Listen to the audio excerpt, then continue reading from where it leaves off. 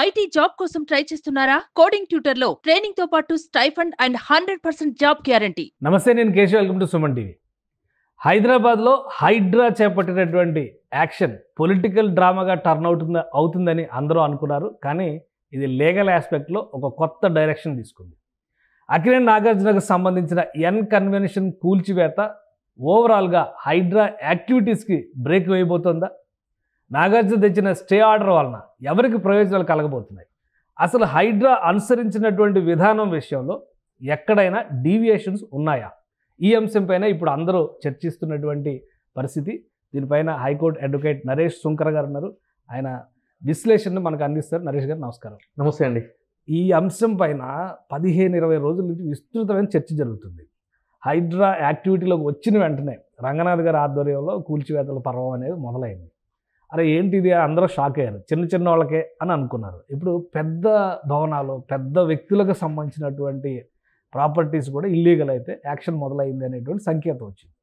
సడన్గా court stay అనేటువంటి పదం వినిపించింది. అసలు ఏంటి ఈ స్టే? దేని మీద స్టే? హైడ్రా యాక్టివిటీస్ మీద కేవలం కన్వెన్షన్కి మాత్రమే సంబంధించినటువంటి స్టేనా? హైడ్రా మొదటిగా మనం మాట్లాడుకోవాల్సింది అంటే ఎవరైతే గనక అక్రమంగాలు చేసి అన్యాయంగా ఎఫ్టీఎల్ ల్యాండ్స్లోటి బఫర్ జోన్లోని చెరువుల్ని, కుంటల్ని, శిఖరాం భూముల్ని ఆక్రమించి కట్టుకున్నారో వాళ్ళ గుండెల్లో మాత్రం రైళ్లు పరిగెడుతున్నాయని చెప్పడానికి ఇది ప్రత్యక్షమైన నిదర్శనం అండి. అయితే దీనికి సంబంధించి ఇంకొక విశిష్టత ఏంటి అని అంటే కనుక GOMS నెంబర్ 99 డేటెడ్ 19/7/2024 ఒక జియో తీసుకుని వచ్చి ఒక 1 month క్రాస్ అయింది జస్ట్ జియో వచ్చి. ఓకే, హైడ్రా పని విధానం ఏ విధంగా ఉంటుంది, హైడ్రా ఏం చేయాలి, హైడ్రాకి నిధులు ఏ విధంగా సమకూర్చాలి, దాంట్లో పనిచేసే వ్యక్తుల యొక్క హోదా ఏ విధంగా ఉంటుంది అని చెప్పి ఆ జియో క్లియర్గా పొందుపరచడం జరిగింది.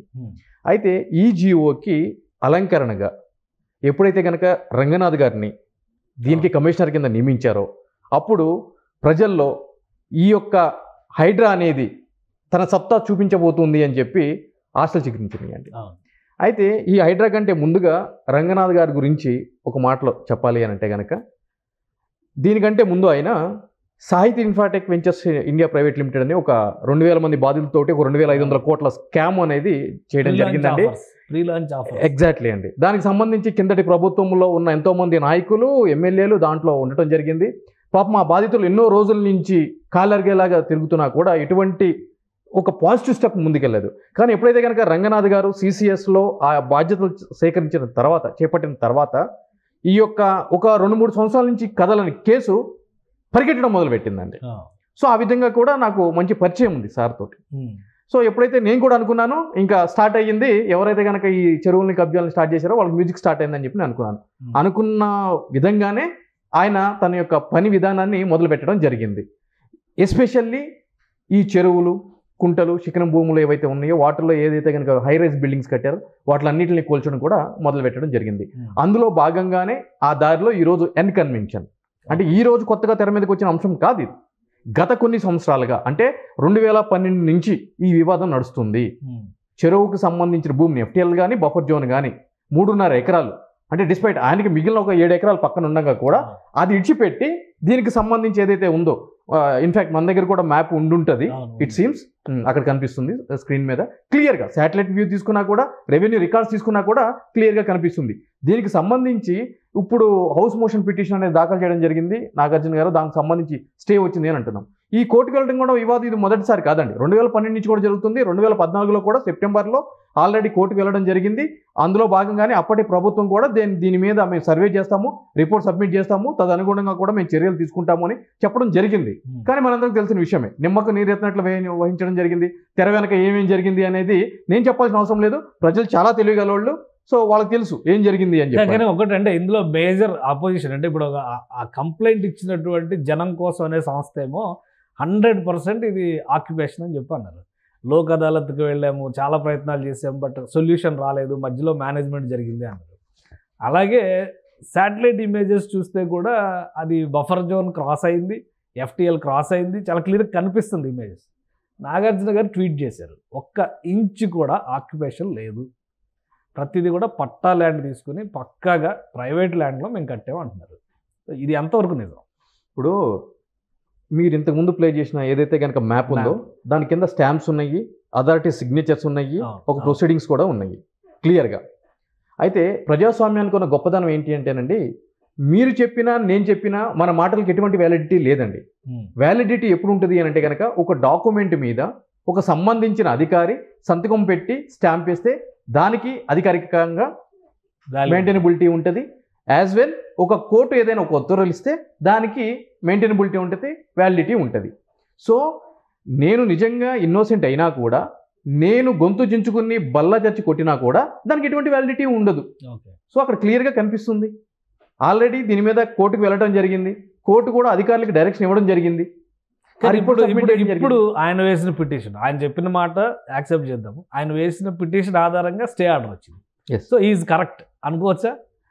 ఆయన వాదనలో నిజం ఉంది, హేతుబద్ధత ఉంది, దానికి తగిన ఆధారం ఉంది కాబట్టి కోర్టు నిలుపుదల చేసింది అని అవి సామాన్యుడు. ఎందుకంటే సామాన్యుడు ప్రతి ఒక్కరు వచ్చి డాక్యుమెంట్స్ చూడరు, సంతకాలు పెట్టారు లేదా చూడరు, ఒరిజినల్లా కాదా చూడరు, ఫోర్జరీ జరిగిందా లేదా చెక్ చేయరు. బట్ కోర్టు ఇచ్చిన ఆర్డర్ ఈరోజు నాగార్జున గారు చెప్పింది 1 ఇంచు కూడా నేను ఆక్యుపై చేయలేదు, ప్రైవేట్ ల్యాండ్లో కట్టాను అన్నారు. కోర్టు ఈరోజు స్టే ఇచ్చింది. సో ఈ రెండింటిని సింక్ చేసినప్పుడు సామాన్యుడు ఏమనుకుంటాడంటే ఆయన పాపం అమాయకుడు, ఆక్యుపై చేసినట్టుగా ఒక ముద్ర వేసే ప్రయత్నం చేస్తున్నారు, ఒక స్కేప్ గోడ్ బలిపశువుని చేస్తున్నారు ఆయన్ని అనేటువంటి అభిప్రాయం వస్తుంది. దీనికి ఏంటి వివరణ ఏంటి? చాలా వివేకమైన ప్రశ్న అడిగారండి నిజంగా కూడా. అంటే ఒక సామాన్యుడు మదిలో మెదిలే ప్రశ్నని మీరు ఈరోజు అడగడం జరిగింది. ఎగ్జాక్ట్లీ స్టే ఇచ్చింది కాబట్టి ఆబ్వియస్లీ అక్కడ ఏదో ఒక అన్యాయం జరిగిపోయింది నాగార్జున గారికి అని చెప్పి సామాన్యుడు ఆలోచించే విధంగా ఉంది కదా అని చెప్పి మీరు అంటున్నారు. రైట్. అయితే ఇక్కడ ఒక 100 మందిని చాలా విచక్షణారహితంగా చంపేసి లేదంటే కనుక ఒక రేప్ చేసో ఉన్న ఒక నేరస్తుడికి ఉరి తీసే ముందు నీ చివరి కోరిక ఏంటి అని చెప్పని అడుగుతారు. రైట్. ఓకే. ఆ కోరిక అడగలేదు అనుకోండి, అతను కోర్టుకు వెళ్తాడు. నా చివరి కోరిక ఏంటి అని అడగలేదు కాబట్టి ఈ శిక్షని ఈ రోజుకి ఆపండి అని చెప్పి ఆబ్వియస్లీ కోర్టు ఆపుతుంది. దాని అర్థం ఆ నేరస్తుడు ఆ 100 మర్డర్లు చేయలేదు, 100 మంది చంపలేదని అర్థమా? సో లా అనేది చాలా టెక్నికల్ ఆస్పెక్ట్ అండి, చాలా టెక్నికల్ ఆస్పెక్ట్ ఇక్కడ మనం చూడాల్సింది.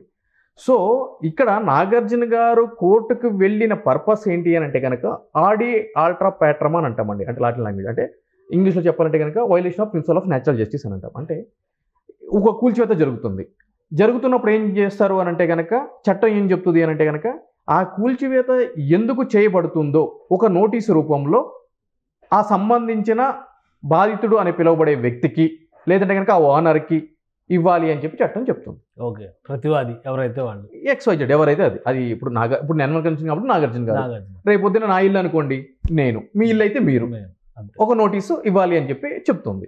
రైట్.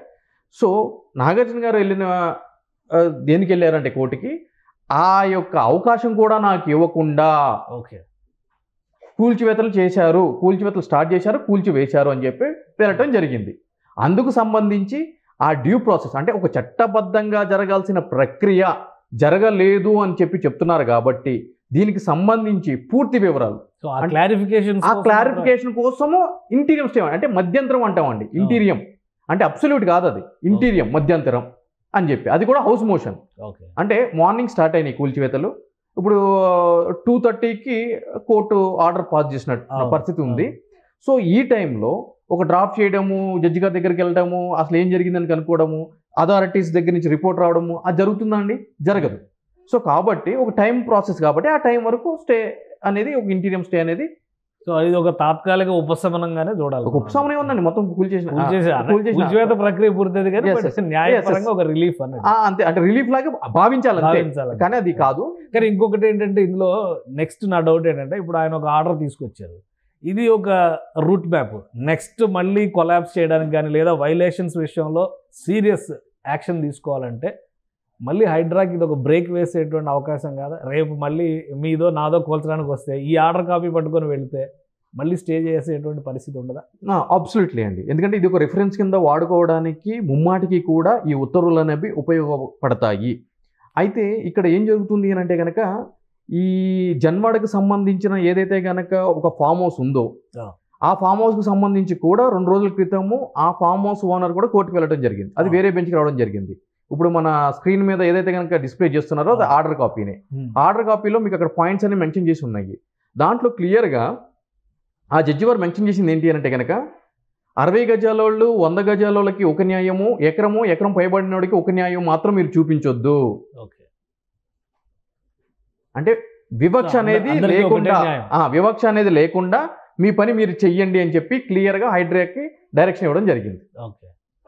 ఏదైతే కనుక GOMS నెంబర్ 99 ప్రకారం మీరు ముందుకు వెళ్తున్నారో ఆ వెళ్ళే క్రమంలో ఎటువంటి వివక్ష చూపించొద్దు, చిన్నోడిగా న్యాయం పెద్దోడిగా న్యాయం చూపించొద్దు అని చెప్పి చెప్పడం జరిగింది. అయితే ఇప్పుడు ఏదైతే కనుక ఈరోజు వచ్చిన స్టే ఆర్డర్ ఏదైతే ఉందో అంటే ఇది వేరే జడ్జి వారు ఇచ్చిన ఆర్డర్. సో దీనికి సంబంధించి వేరే వాళ్ళకి రిలీఫ్ వస్తుంది. కానీ ఇక్కడ ఏం జరుగుతుంది అని అంటే కనుక ఎంతసేపటికి కూడా ఒక స్థాయి ఉన్న వ్యక్తులకు మాత్రమే న్యాయం అనేది కూడా పరిమితం అయిపోతుందండి. సామాన్యుడికి అది వాళ్ళు ఇన్స్టెంట్ గా ఖర్చు పెట్టగలరు, ఇన్స్టెంట్ గా ఏ స్థాయిలో ఇన్ఫ్లుయెన్స్ చేయగలరు.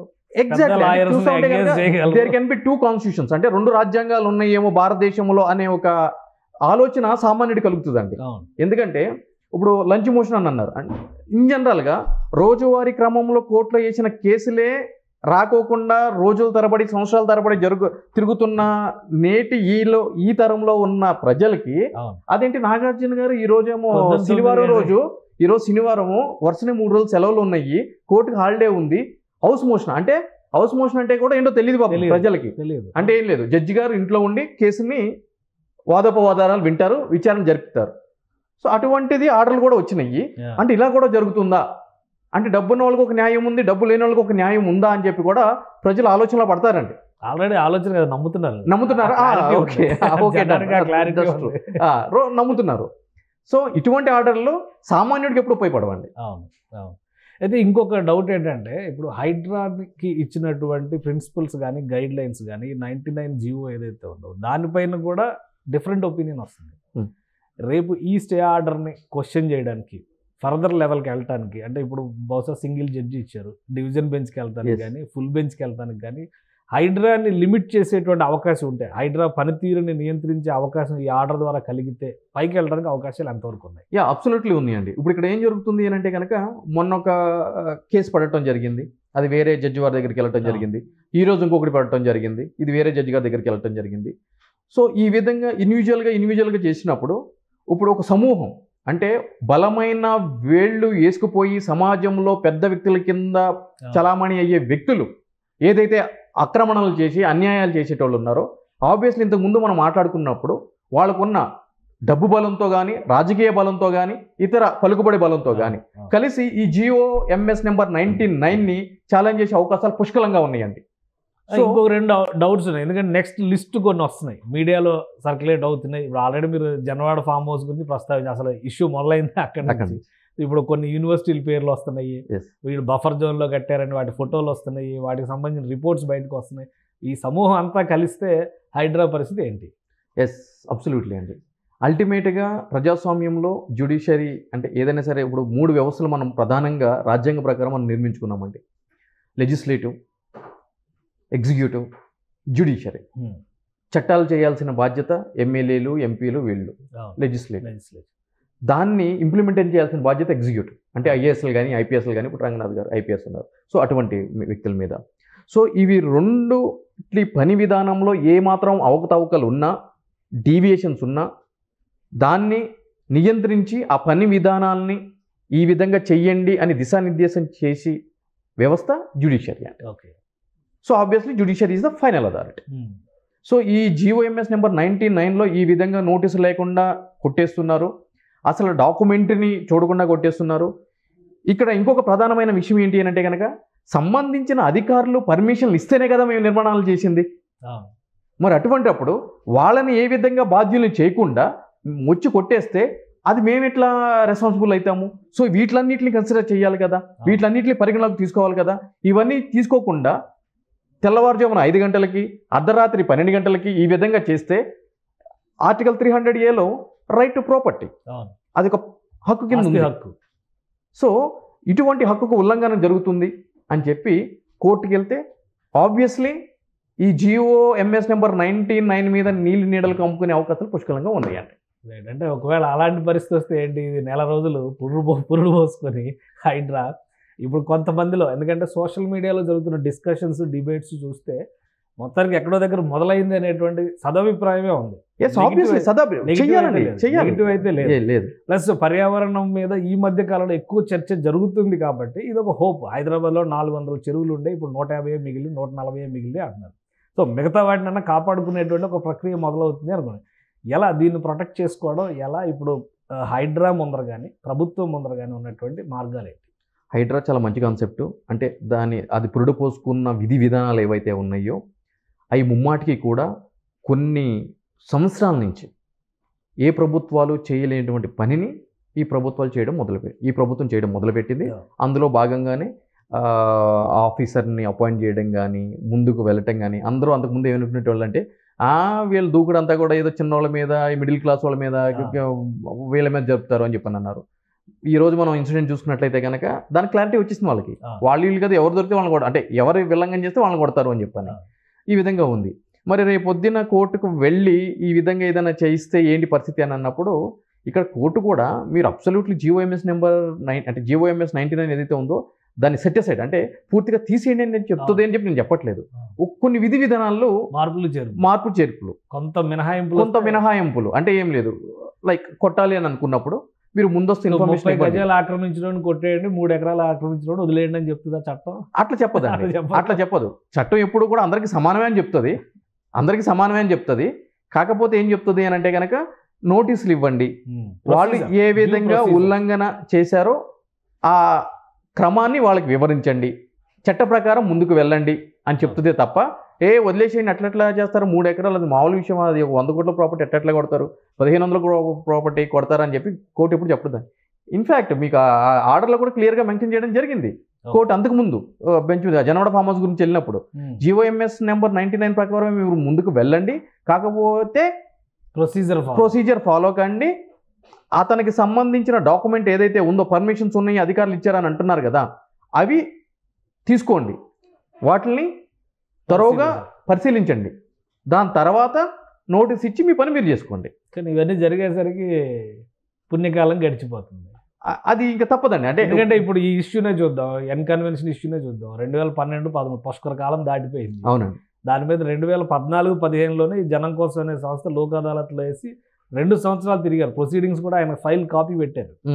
సో 2 సంవత్సరాలు తిరిగినా కూడా ఎవరు అంత ఓపికగా తిరిగేటువంటి పరిస్థితి ఎంతమందికి ఉంటుంది?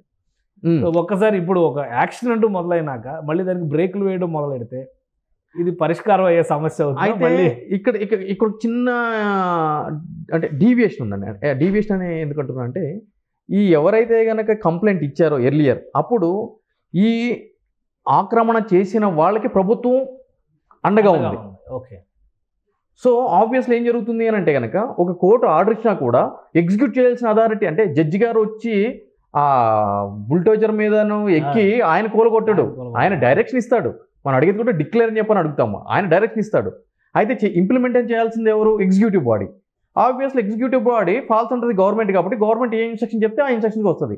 ఎందుకు అని అంటే కనుక మనం చూసుకున్నట్లయితే కిందటి ప్రభుత్వంలో సాక్షాత్ అప్పటి చీఫ్ సెక్రటరీ మీద ఎన్ని కంటెంప్ట్ కేసులు పెండింగ్ ఉన్నాయో మనందరికీ తెలిసిన విషయమే. దానికి సంబంధించి ఎన్ని కోట్ల రూపాయలు ప్రభుత్వము రిలీజ్ చేసిందో మనందరికీ తెలిసిన విషయమే. అంటే ఇదంతా ఏంటి అని అంటే కనుక కోర్టు డైరెక్షన్స్ ఉన్నా కూడా దానికి అనుగుణంగా యాక్ట్ చేయకుండా వాళ్ళు తొక్కిపెట్టారు ఆర్డర్ని. ఇక్కడ ప్రాబ్లం ఏంటి అంటే కనుక ఇప్పుడు ప్రభుత్వము జనాల సైడ్ ఉంది. సో కళ్ళేలు వదిలేసింది ప్రభుత్వం. వెళ్ళండి ముందుకు. ఎవరైనా కానీ మంత్రులైనా, ప్రభుత్వంతో సంబంధం ఉన్న వ్యక్తులైనా, ప్రతిపక్షంలో ఉన్న వాళ్ళైనా ఎవరైనా మినహాయింపు ఉండదు ఇప్పుడు చట్టం ప్రకారం. ఇప్పుడు చూస్తే ఈ అమలు చేస్తున్నటువంటి విధానం అబ్సల్యూట్లీ. ఎందుకంటే కనుక ఇప్పుడు స్టార్ట్ చేసిందే ఆ పార్టీలో జాయిన్ అయిన ఒక ఎమ్మెల్యే దగ్గర నుంచి స్టార్ట్ చేశారు కదండి. సో అక్కడి నుంచి స్టార్ట్ అయింది ఆబ్వియస్లీ ఈ డ్రైవ్ అనేది. ఇప్పుడు ఇక్కడ దాకా వచ్చింది, మధ్యలో ఎంతో మందిని చేసుకుంటా ఇక్కడ దాకా వచ్చింది, రేపు ఇంకా కంటిన్యూ అవుతుంది. ప్రభుత్వం ఎంత స్ట్రాంగ్గా నిలిస్తే అంత ఫాస్ట్గా హైడ్రా ముందుకెళ్ళడానికి అవకాశం. ఎగ్జాక్ట్లీ. అయితే ఇక్కడ ఇంకొక విషయం మనం ప్రధానంగా చర్చించాల్సిన విషయం ఏంటి అంటే కనుక ప్రభుత్వం ఎక్కడా కూడా వెనక్కి తగ్గకుండా, ఎటువంటి ఒత్తిళ్ళకి వెనక్కిపోకుండా, ఇటువంటి ఆఫీసర్ని అలానే ఏదైతే కనుక ఫ్రీ హ్యాండ్ ఇచ్చారో అలానే ఇస్తే చాలా అద్భుతంగా ఉంటుంది. ఈ విధంగా ప్రభుత్వ స్థలాలు, చెరువులు ఇటువంటివన్నీ కబ్జా చేసి కట్టి ఎంతోమంది పిల్లల ప్రాణాలకి వాళ్ళే కారణమవుతున్నారు. ఈరోజు చెరువును కబ్జా చేస్తే ఏం జరుగుతుందండి? వర్షం వచ్చింది, వరద వస్తుంది, చెరువు ఎక్స్పాన్షన్ ఉన్నప్పుడు ఫ్లో బాగుంటుంది, లేనప్పుడు ఏం జరుగుతుంది అని అంటే కనుక అది రోడ్ల మీదకి వస్తుంది, డ్రైనేజీలు పొంగిపొలుతున్నాయి, దాంట్లో చిన్నారులు కొట్టుకుపోతున్నారు, చనిపోతున్నారు. ఎన్నో సంఘటనలు జరిగినాయి హైదరాబాద్లో. సో వాళ్ళు కారణమవుతున్నారు ఆక్రమణ చేయడం చేత. సో ఈ ఫ్రీ హ్యాండ్ ఇస్తే ఇంకా మరెన్నో అద్భుతాలు మనం చూడవచ్చు, ఒక పరిష్కారం వచ్చే అవకాశం వస్తుంది. అంతే తప్ప మరో స్టీఫెన్ రవీంద్ర గారు లాగా ఏం చేయకూడదు. మళ్ళీ స్టీఫెన్ రవీంద్ర గారు ఎందుకు వచ్చారు మధ్యలో? అంటే అప్పుడు కూడా, ఎందుకంటే ఆయన కూడా మనం తెలుసు, స్టీఫెన్ రవీంద్ర గారి గురించి మనం మాట్లాడుకున్నాము, ఆయన ఎటువంటి ఆఫీసర్ మనకు తెలుసు. ఫార్మర్ మినిస్టర్ శ్రీనివాస్ గౌడ్ గారి కేసులో ఆయన ఏం చేశారు, మొన్న ఆయన ఏం చెప్పాడు, మంత్రి గారు ఏం చెప్పారు, అదంతా పోలీసు వాళ్ళు చేసింది బనాయింపదే, ఆయన నా మీద అటెంప్ట్ ఏం జరగలేదని చెప్పి అన్నారు. సో అప్పుడు ఏమైపోయింది, ఆబ్వియస్లీ రాజకీయ నాయకులు అందరూ బాగుంటారు, ఆనెస్ట్గా ఎవరైతే పనిచేస్తున్నారో ఆఫీసర్లు వాళ్ళ మీద బట్ట కలిసి మీదేస్తున్నారు. సో ఈసారి అలాంటి సమస్య రాకుండా రాకూడదు అని చెప్పి మేము కోరుకుంటున్నాం. రైట్, థ్యాంక్ యూ నరేష్ గారు తెలియజేసినందుకు. ఇది కోర్టు ఇచ్చినటువంటి స్టే కేవలం ఎన్కన్వెన్షన్కి సంబంధించి నాగార్జున గారు చేసినటువంటి విన్నపానికి ఒక మన్నింపు మాత్రమే అని నరేష్ గారు అంటున్నారు. అలానే హైడ్రా దూకుడికి ప్రభుత్వం కనుక చిత్తశుద్ధితో నిలబడితే కళ్ళం వేసే అవకాశం లేదు, తప్పు చేసిన వాళ్ళ గుండెల్లో రైళ్లు పరిగెత్తడం ఖాయమని ఆయన విశ్లేషిస్తున్నారు. ఇది special discussion. Keep watching. Suman టీవీలో మీ పర్సనల్ అండ్ బిజినెస్ ప్రమోషన్స్ కోసం కింది నెంబర్కి కాంటాక్ట్ చేయండి.